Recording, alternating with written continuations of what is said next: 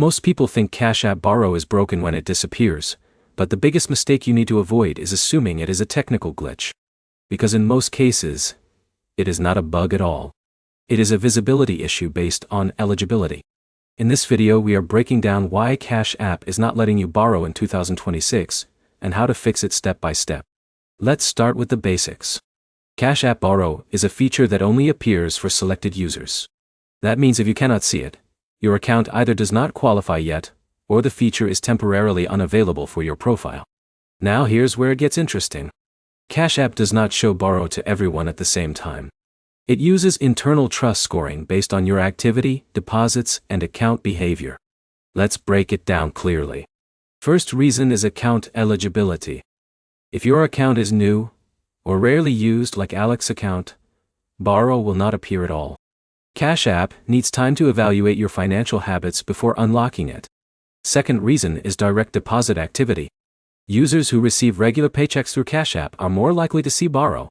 If Jake uses Cash App only for sending money but never receives income, the feature may stay locked. But here's the problem most users miss. Even if you had borrow before, it can disappear if your account behavior changes. Irregular deposits, failed payments, or low activity can all affect visibility. Now let's go step by step on how to fix it. Step 1 is updating the app. An outdated version can hide features or cause display errors. Always make sure you are on the latest version before checking again. Step 2 is checking your account activity. You need consistent usage.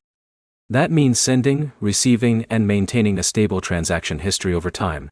Step 3 is enabling direct deposits if possible. This is one of the strongest signals Cash App uses to decide borrow eligibility. Step 4 is clearing app cache or reinstalling. Sometimes the feature is there, but the app fails to load it properly due to stored data conflicts. Now here's where it gets interesting.